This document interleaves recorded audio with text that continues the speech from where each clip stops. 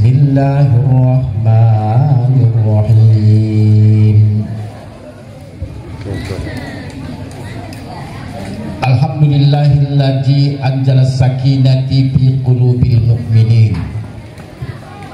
Asyhadu an la ilaha illallah wahdahu la syarikalah wa asyhadu anna Muhammadan abduhu wa rasuluh la nabiyya ba'dah. Qala Allah Ta'ala fil Qur'anil Karim, Subhanalladzi asra bi 'abdihi lailan minal masjidil haram ilal masjidil aqsa. Summa qala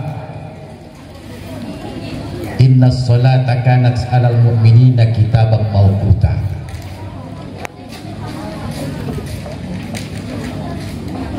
Summa qala Rasulullah sallallahu alaihi wasallam, as-salatu ibaduddin paman aqamaha faqad aqamaddin paman tarakaha faqad hadamaddin.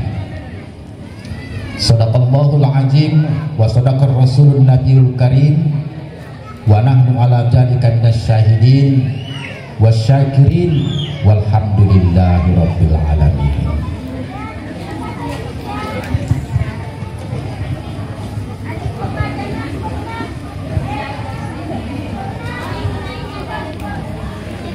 Bapak-bapak, ibu-ibu, hadirin wal hadirat yang dirahmati Allah Subhanahu wa taala.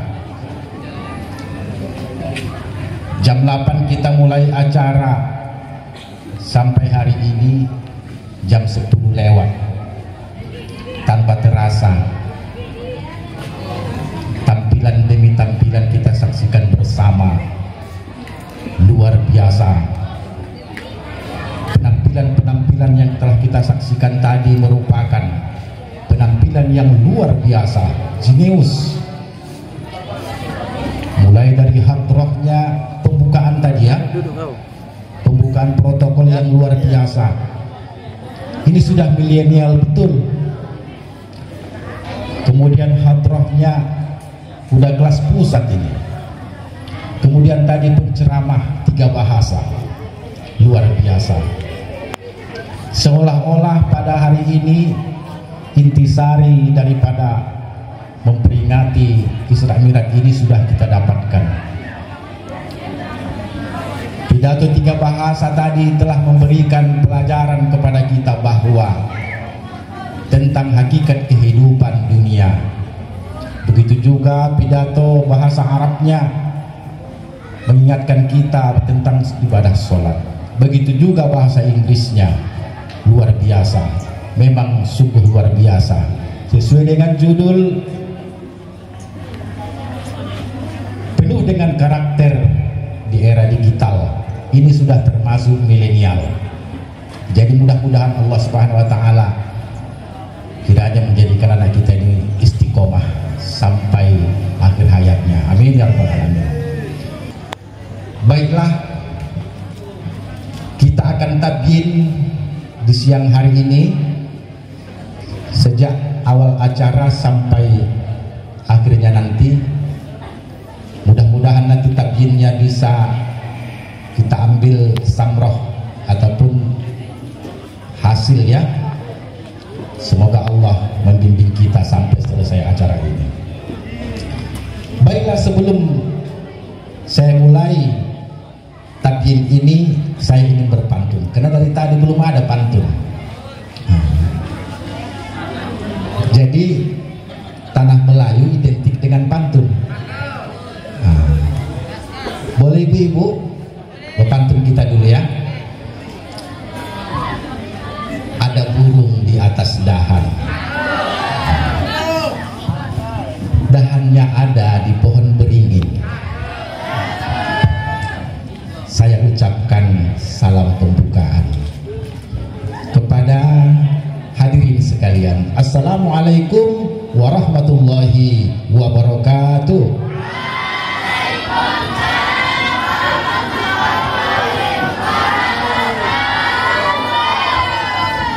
Pantas saja dari tadi salamnya 3 kali. Memang timpang, nggak bisa sama-sama menjawab Jadi innallaha yuhibbul witra. Allah itu suka yang ganjil-ganjil. Maksudnya hitungannya, bukan sikap yang ganjil atau perbuatan yang ganjil. Hitungan ganjil. 1, kalau 2 kali enggak ganjil lagi, kita 3 kalikan. Jadi ini pun kita 3 kalikan. Kenapa? Karena kita biasanya kebanyakan menjawab salam itu lam. Kum, lam. Assalamualaikum, lam, salam. Setiap hari kadang jumpa kawan, Assalamualaikum, salam, tak sempurna. Ternyata yang dikatakan Rasulullah, fadilah salam itu harus salamnya lengkap. Jadi kita masuk rumah pun, rumah kawan, tetangga, Assalamualaikum, salam, itu tak lengkap. Salam, kum salam, salam katanya. Ditasdidkan pula lamnya, kum salam, itu tak lagi sesuai.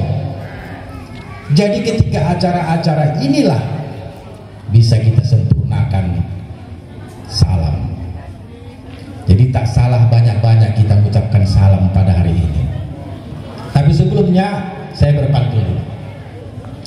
Nelayan pergi mencari ikan, untuk anak istri makan. Salam cinta saya haturkan untuk para hadirin sekalian. Assalamualaikum warahmatullahi wabarakatuh.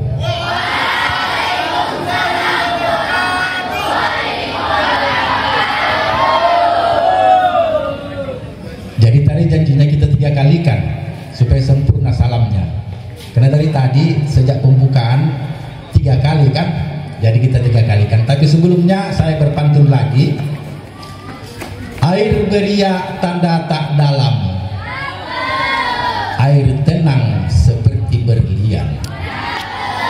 Izinkan saya ucapkan salam untuk para hadirin sekalian. Assalamualaikum warahmatullahi wabarakatuh.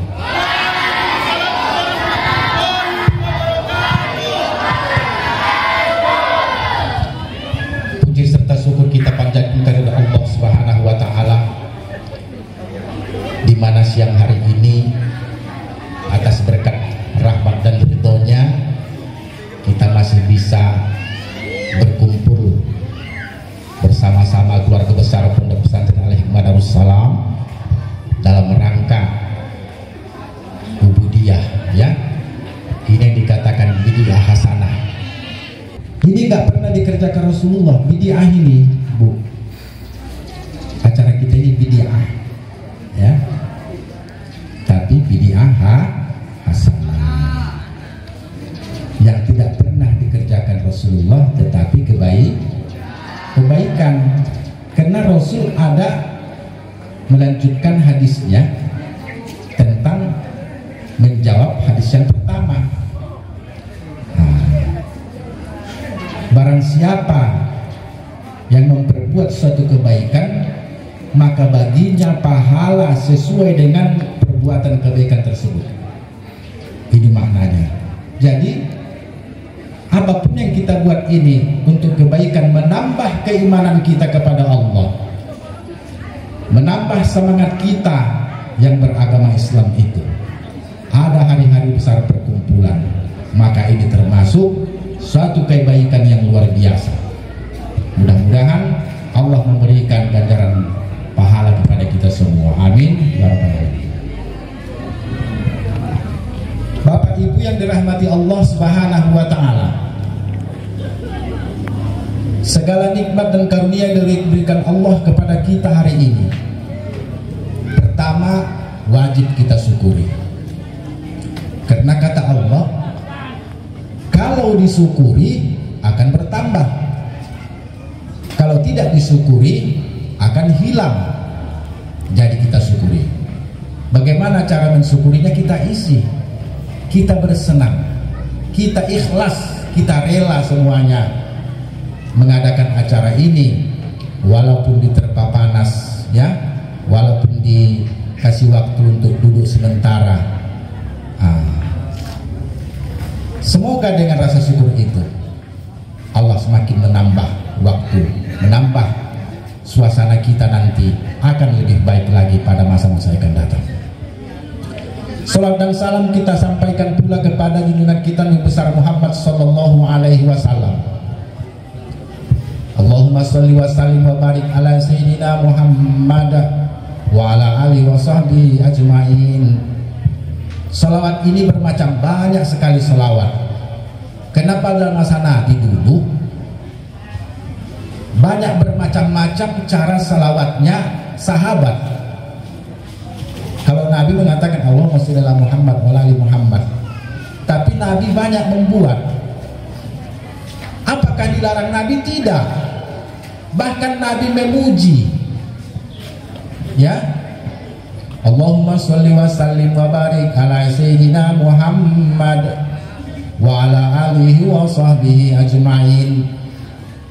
Nabi memuji, sama seperti Bilal bin Rabah.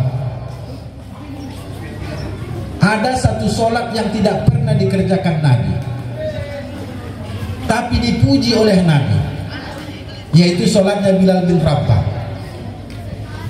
Jadi suatu ketika Rasulullah dikasih mimpi oleh Allah. Dia melihat terompah Bilal sudah sampai di pintu surga. Lalu dia terbangun, dipanggil Bilal, wahai Bilal, apa yang engkau amalkan sehingga kulihat terompahmu atau sandalmu sudah ada di pintu surga lebih dahulu? Sandalku aja belum sampai di situ. Bilal pun berpikir, apa yang saya buat? Maaf ya Rasulullah, saya cuma punya satu amalan rutin. Apa itu? Kata Nabi, saya selalu sholat sunat syukur wudhu.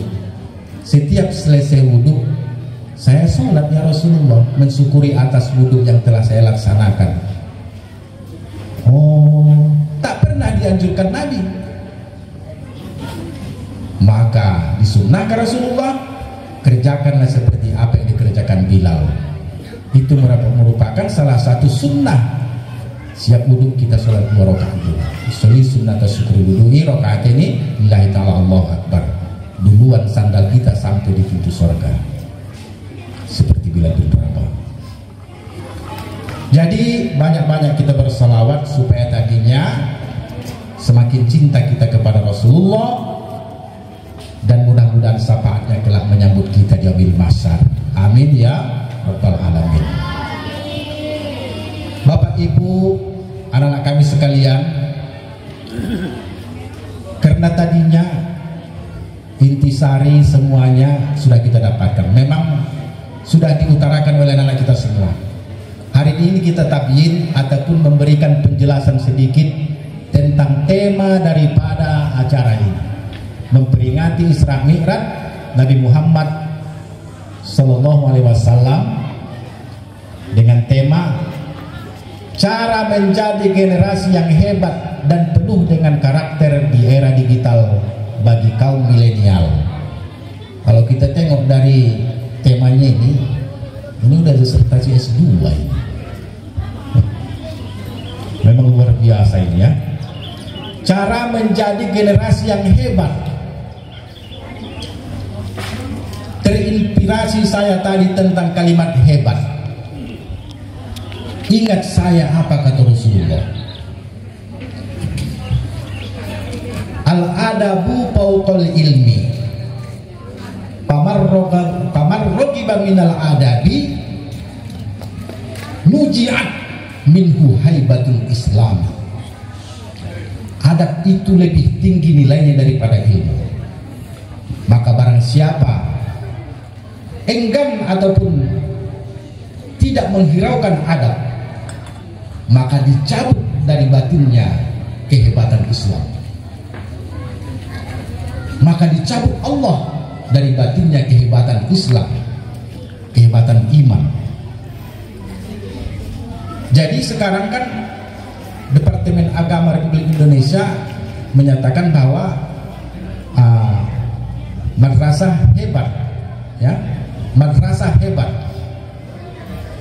Artinya madrasah itu haruslah beradab, karena adab itulah yang membuat hebat. Penuh dengan karakter di era digital, karakter itulah adab. Karakter itulah adab. Makanya tadi saya katakan, ini di mana dapat anak-anak ini? Ini adalah judul salah satu disertasi S2 untuk mengambil gelar doktor.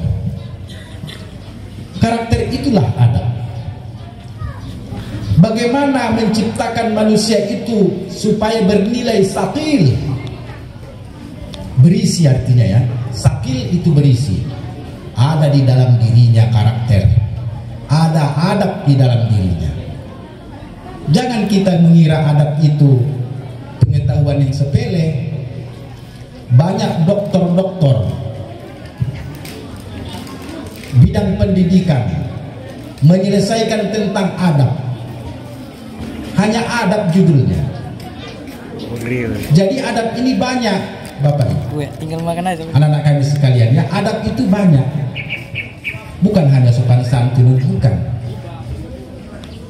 Ada adab kaki, ada adab mata, ada adab mulut, ya. Ada adab telinga.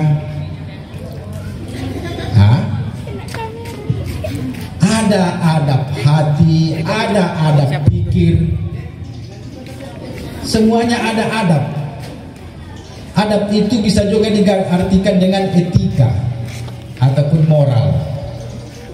Jadi kalau nggak ada adab, nggak ada etika, nggak ada moral, maka dicabut dari dirinya itu kehebatan Islam ataupun kehebatan iman. Dia akan menganggap sepele Islam itu.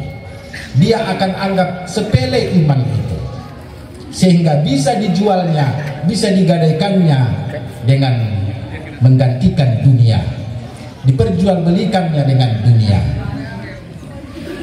Agama diperjualkan dengan dunia, dengan materi, apabila tidak ada adab, tidak ada karakter. Jadi itulah tabiinnya. Cara menjadi generasi yang hebat, adab diperkuat. Istiqomah bil adabi. Istiqomah, teguh pendirian untuk melaksanakan ataupun mengamalkan adab.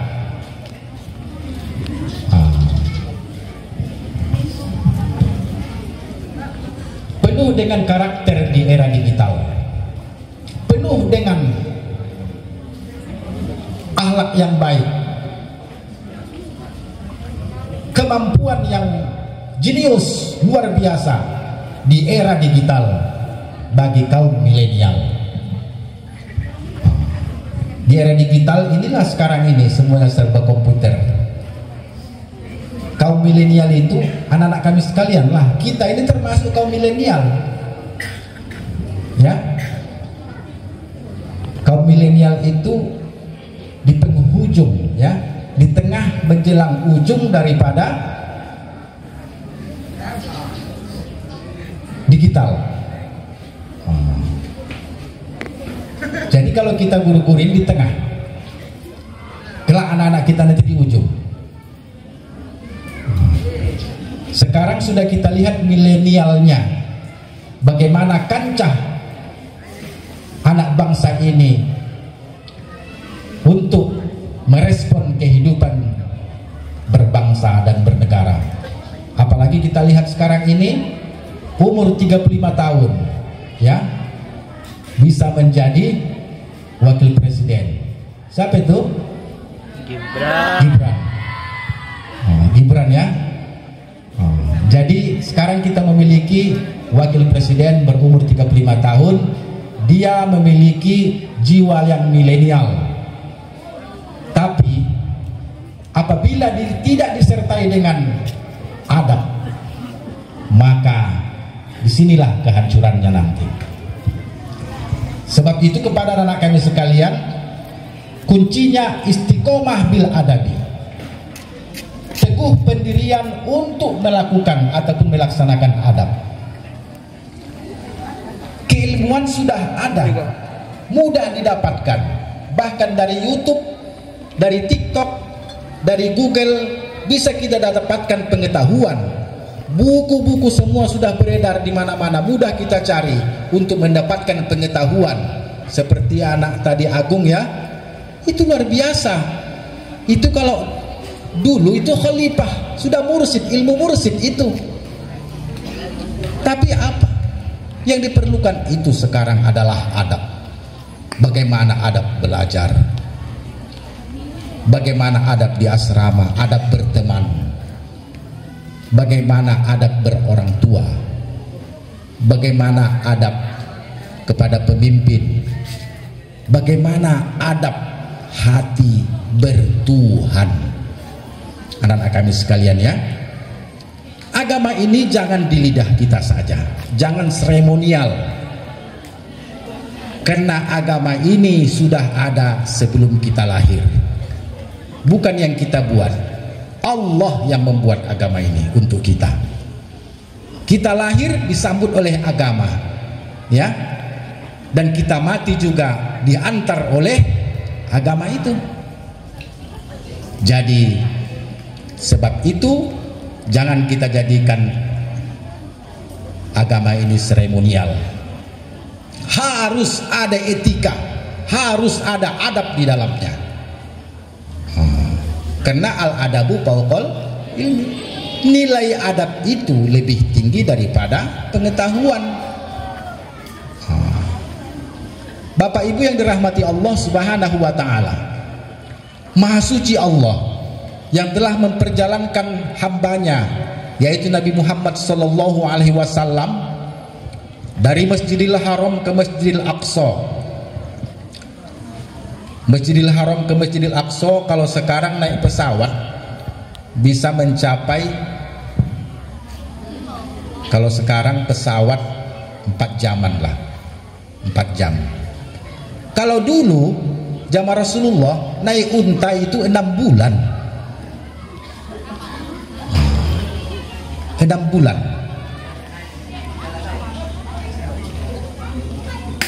Asra bi abadihi lailan. Allah memperjalankannya hanya 1 malam. Hanya 1 malam. Berapa jam? Katakanlah 8 jam. Dari Masjidil Haram ke Masjidil Aqsa. Belum lagi dihitung tadinya mi'rajnya ya. Kita singkat cerita. Setelah pulang, tepatnya pada pagi hari, sekitar jam 5 sampai jam 6, para kaum Quraisy sudah berkumpul di keliling Ka'bah. Nabi di situ, karena dia berangkatnya dari Baitullah, pulang juga singgah ke Baitullah. Ketika berkumpul para sahabat-sahabat Nabi di sana, para kaum Quraisy, Islam Quraisy pada ketika itu ya, di situ ada Abu Bakar, ada pamannya Hamzah. Lalu tiba-tiba Nabi berdiri dan berkhutbah. Dia menyatakan bahwa dia telah asra dari Masjidil Haram ke Masjidil Aqsa. Wahai umatku, wahai kaum Quraisy, barusan aku pulang dari Masjidil Aqsa. Belum selesai pidato, kaum Quraisy, Islam Quraisy ketika itu sudah ketawa terbahak-bahak. Nyeleneh Muhammad, guyon semuanya. Wah, ngaur Muhammad ini.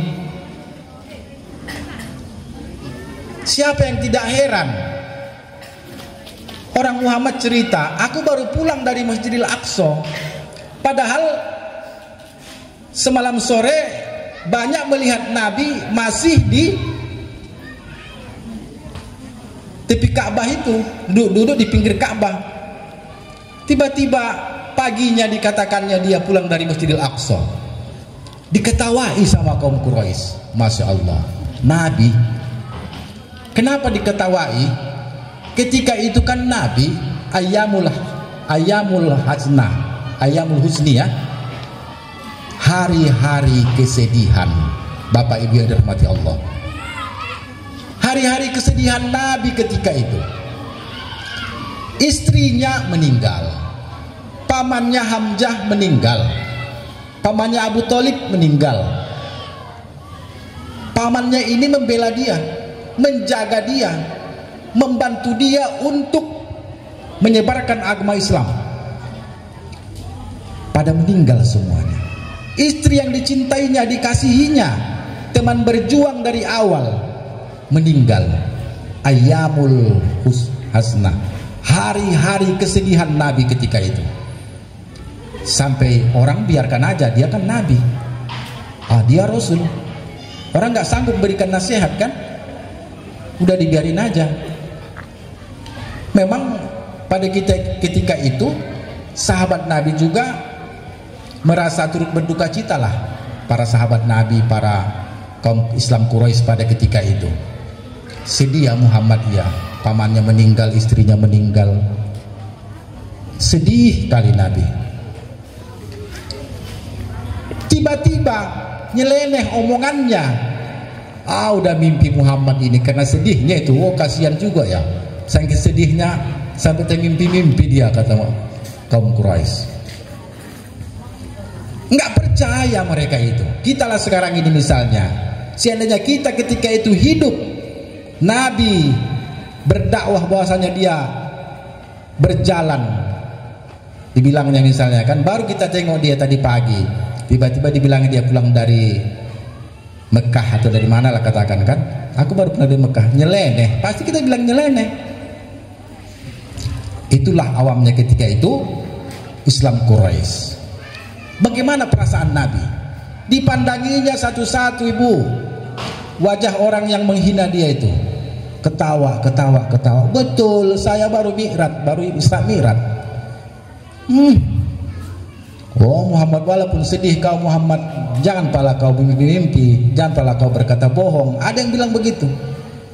Kami paham kesedihanmu Muhammad, tapi janganlah sampai seperti itu. Masya Allah. Tinggal satu orang lagi, dipandangnya wajah Abu Bakar Siddiq. Dia kan minta dukungan, Muhammad ini minta dukungan. Siapakah yang bisa yakin akan peristiwa perjalananku ini? Dia telah memandang semua umatnya ketika itu, nggak ada yang membenarkan. Ya, sahabat Nabi situ semua umat semua tunduk, nggak bisa jawab. Siapa yang jawab? Pas Muhammad menatap Abu Bakar Siddiq. Bagaimana Abu Bakar? Shadaqta ya Muhammad. Aku yakin, maka Muhammad benar. Shadaqta ya Muhammad. Abu Bakar ini ketika itu termasuk yang dipercayai kaum Quraisy pada ketika itu. Dia hartawan. Dia juga dikatakan ahli kitab. Lalu orang bisik-bisik, loh Abu Bakar kok membenarkan ya? Karena Abu Bakar Siddiq termasuk berdarah ningrat di situ, maka banyak pengikutnya. Shadaqta ya Muhammad, lalu ngikut masyarakat yang shadaqta ya Muhammad, shadaqta ya Muhammad. Begitu ada suara alunan-alunan shadaqta ya Muhammad, benar engkau wahai Muhammad, tenanglah hati Nabi. Senang, baru senyum Nabi kita.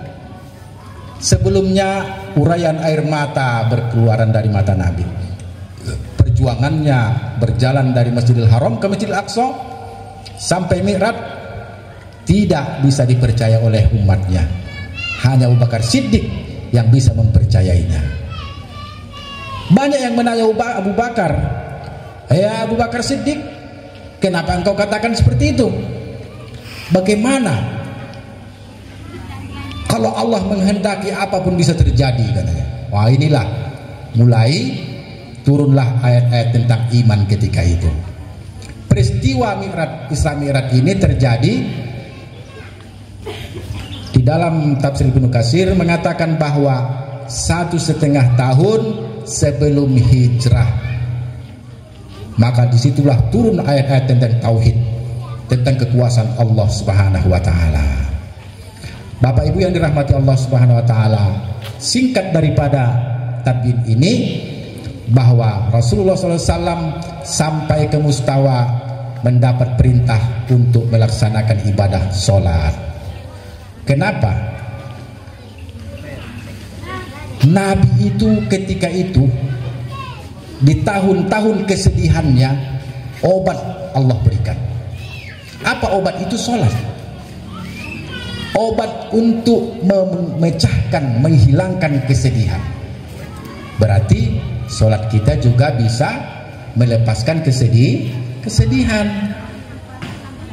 Kemudian beberapa hal yang terjadi sebelum dia mendapatkan perintah sholat, godaan-godaan jin ibrit, ya, godaan-godaan lainnya itu. Sholat bisa mencegah perbuatan keji dan mungkar. Sebab itulah dicontohkan kepada kita, paman aqamaha, as-sholatu imaduddin, sholat itu tiang di dalam agama. Paman aqamaha, barang siapa menegakkannya, faqad aqamat din, sesungguhnya dia itu menegakkan agama. Paman tarokaha, siapa meninggalkannya, faqad hadamat din, maka dia menghancurkan ataupun merobohkan agama. Maksudnya bukan agama semua, agama dalam dirinya sendiri. Kalau kau nggak sholat, agama dalam dirimu itulah yang kau robohkan, bukan ikut agama orang. Agama itu kan dalam diri kita. Jadi kalau kita nggak sholat, agama di dalam diri kita itulah kita robohkan. Kalau kita sholat, kita tegakkan agama dalam diri kita itu. Nggak ada hubungannya dengan orang lain.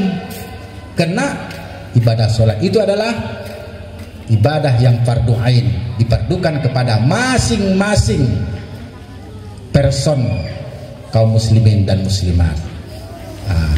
Kalaupun kita tidak mendirikan, tidak ada hubungan orang lain.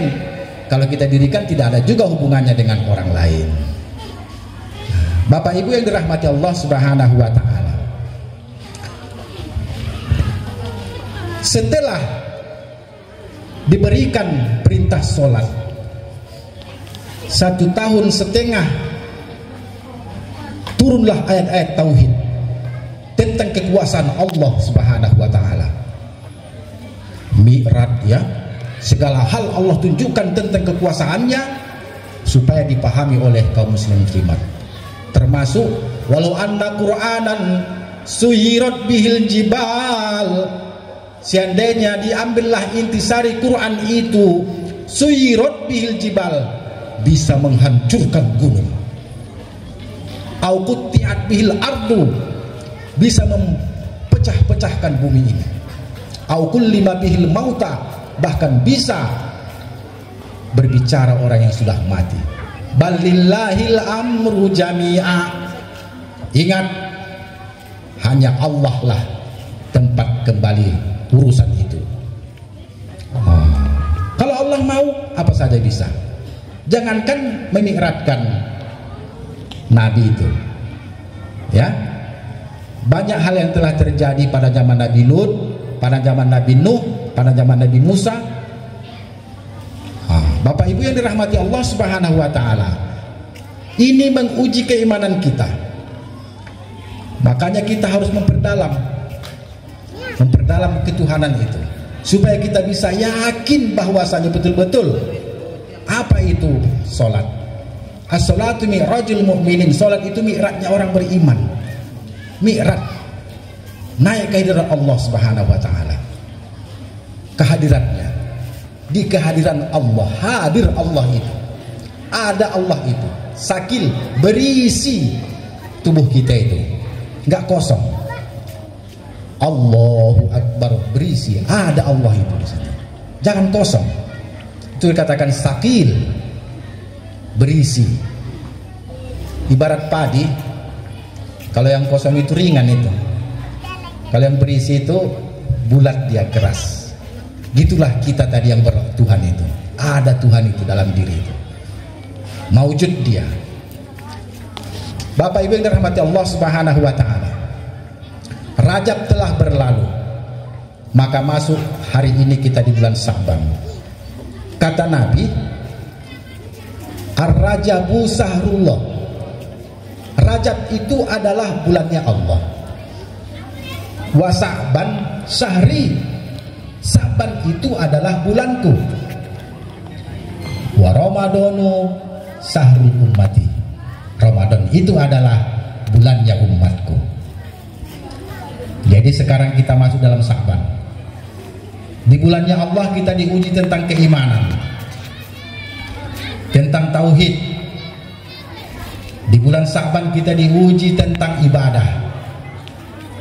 Karena Nabi tidak menganjurkan untuk berpuasa di bulan Sa'ban, tapi Nabi mengerjakan banyak puasa di bulan Sa'ban. Kata Aisyah, Nabi itu tak pernah sebanyak puasa di bulan Sa'ban selama ini. Paling banyak puasanya di bulan Sa'ban. Kata Aisyah.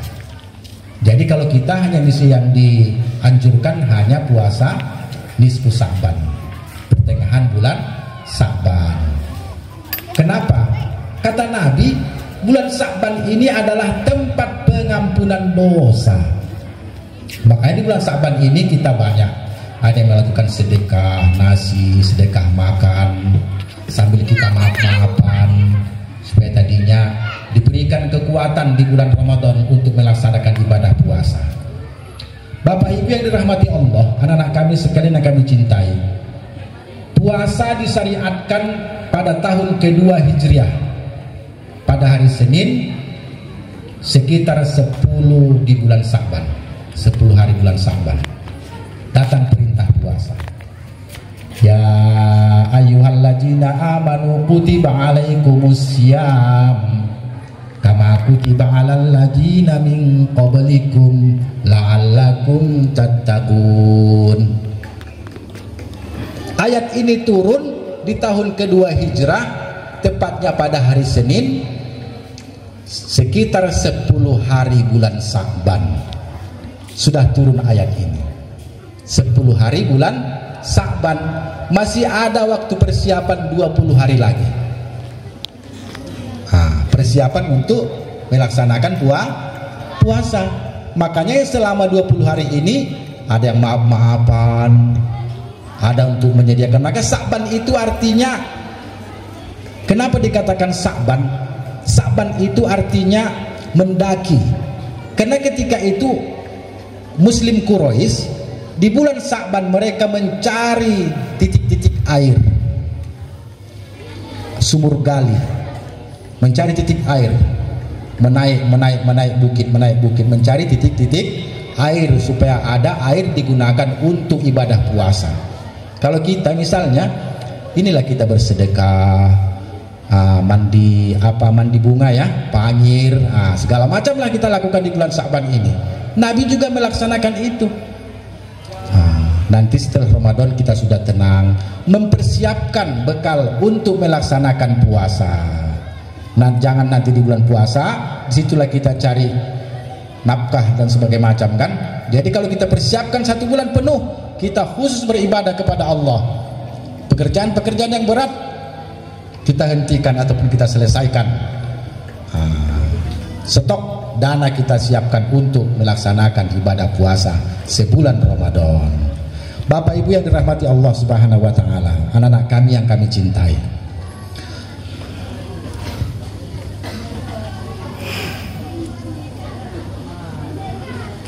Puasa Ramadan sudah diambang pintu.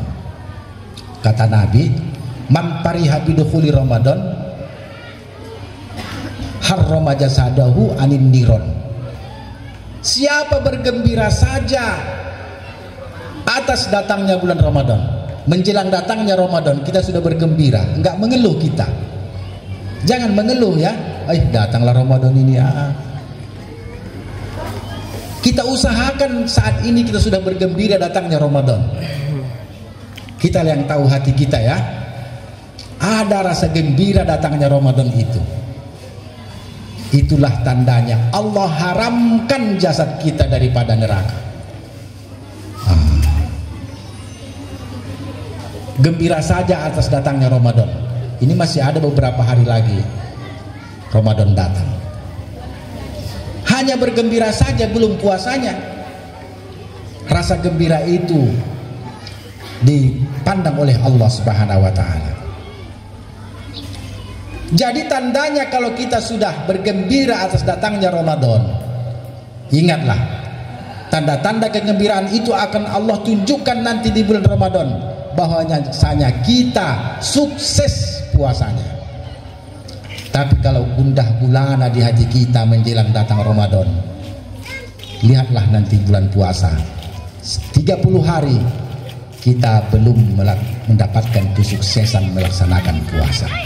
Makanya kita ukir hati kita hari ini supaya gembira menyambut kedatangan bulan Ramadan.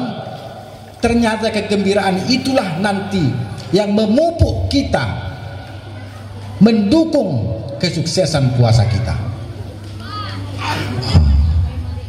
Jangan sampai ada gundah gulana, segala permasalahan cepat kita selesaikan supaya tadinya datang kegembiraan hati kita atas datangnya Ramadan itu. Karena Ramadan itu adalah tempat ibadah yang paling dicintai Allah. Asyamu li, kata Allah. Puasa itu aku yang menilai, kata Allah. Nggak bisa malaikat. Sebelumnya mesti kita pahami, segala amalan batin itu hanya Allah yang tahu. Hanya Allah yang menilai. Tidak bisa malaikat pun tidak bisa. Hanya Allah yang bisa menilai. Puasa itu kan amalan batin, batal tidaknya dia yang tahu. Masih puasa nak? Masih mak. Ya dia lah yang tahu kan. Tahu udah minum tak apa dia, terserah dia. Hanya dia dan Allah lah yang tahu. Puasa Jun, puasa ya. Ya kita percaya aja. Puasa tidaknya ya dia dengan Allah lah yang tahu itu. Malaikat pun tidak tahu tentang itu. Puasa itu urusanku, kata Allah. Segala yang terbit di hati kita itu pun urusan Allah. Segala ulat-ulat apa yang ada dalam hati kita ini, bersih kotornya, hanya Allah yang tahu. Malaikat pun tidak tahu itu. Malaikat hanya tahu di luar daripada raga kita. Pekerjaan sholat, batinnya nggak tahu. Yang tahu Allah. Ketika malaikat melaporkan, si Polan sholat tahajud ini semua, lapor sama Allah. Ini ya Allah laporannya. Lambang doi, istilah orang Sibuhuan, maksudnya ampasnya itu nggak berisi sholatnya, nggak berisi ininya, maksudnya nggak betul-betul puasanya, nggak betul-betul ibadahnya. Malaikat nggak tahu, dicatatnya aja. Kira-kira begitulah. Bapak Ibu yang dirahmati Allah Subhanahu wa taala, mudah-mudahan dengan momen Isra Mi'raj pada hari ini bisa menambah kecintaan kita kepada Allah Subhanahu wa taala dan bisa memperkuat batin kita untuk menentang segala gendala-gendala yang dapat memperkuat keimanan kita. Apalagi situasi seperti sekarang ini, banyak impian-impian yang ternyata tidak tercapai. Contohnya di hari pesta demokrasi ini, banyak impian-impian yang tak sesuai. Kita berkehendak begini, Allah berkehendak begitu. Itu sudah wayahe katanya. Memang sudah gitu dari dulunya. Apa yang kita hajatkan? Jajamtah patawakal Allah. Setelah kita berbuat, punya program, serahkan kepada Allah. Allah yang akan menentukan baik buruknya program itu. Jadi ini pun kalau ada tadinya saudara kita, apa kita yang ada di caleg atau pemilihannya di pesta demokrasi ini, mari kita ambil titik tengahnya, kembalikan semuanya kepada Allah. Itu semuanya kehendak Allah Subhanahu wa taala. Wallahu khalaqakum wa ma ta'malun. Allah menjadikan kamu dan apapun yang kamu kerjakan. Mudah-mudahan segala apa yang diberikan Allah kepada kita bisa kita ridho, bisa kita terima dengan lapang dada. Kenapa? Karena kesempurnaan itu tidak kita dapatkan di bumi ini. Apa yang kita dapatkan? Apa yang perlu kita tunjukkan kepada Allah?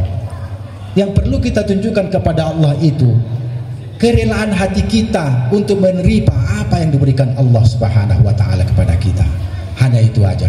Mudah-mudahan Allah Subhanahu wa taala senantiasa menjadikan kita menjadi hamba yang terpelihara di sisinya, menjadi hamba yang benar-benar mendapatkan kenikmatan dunia dan akhirat, mendapatkan sahabat Rasulullah SAW kelak di akhirat. Dan mudah-mudahan segala apa yang kita lakukan, kita kerjakan di dalam pondok pesantren Al-Hikmah Darussalam ini senantiasa dibimbing oleh Allah Subhanahu wa taala. Amin ya rabbal alamin. Wabillahi taufiq wal hidayah. Assalamualaikum warahmatullahi wabarakatuh. A'udzubillahi minasyaitonir rajim. Bismillahirrahmanirrahim. Alhamdulillahi rabbil alamin wassalatu wassalamu ala asyrafil anbiya'i wal mursalin wa ala alihi wa sahbihi ajma'in.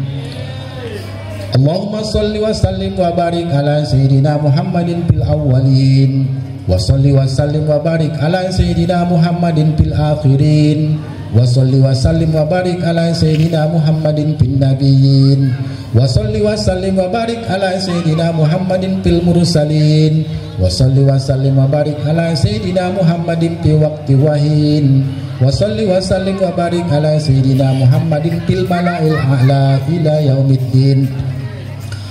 Allahumma ighfir lana junubana wa liwalidayna warhamhuma kama rabbayana shaghira wa li ajdadina wa li jaddatina wa li masyayikhina wa li asatijina wa li kirabatina wa li jiranina wa li jami'il muslimina wal muslimat wal mu'minina wal mu'minat al ahya'i minhum wal amwat min ummati Muhammadin ajma'in.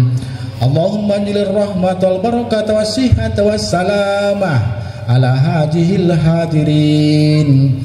Allahumma aftah alaina abwaabal khair wa abwaabal barakah wa abwaabal ni'mah wa abwaabal rizki wa abwaabas sihah wa abwaabal afiyah wa abwaabas salamah wa abwaabal jannah. Allahumma afina min kulli bala'id dunya wa ajabil akhirah, sarrad dunya wa sarral akhirah. Ghafarallahu lana birahmatika ya arhamar rahimin. Allahumma ja'al jam'ana hadha jam'an marhuma wa tafarruqana min ba'dihi tafarruqan ma'suma. Rabbana atina fid dunya hasanah wa fil akhirati hasanah wa qina azaban nar. Wa sallallahu ala sayyidina wa maulana Muhammadin wa ala alihi wa sahbihi ajma'in. Birahmatika subhana rabbika rabbil izzati amma yasifun wa salamun alal mursalin walhamdulillahi rabbil alamin. Taqabbalallahu minkum.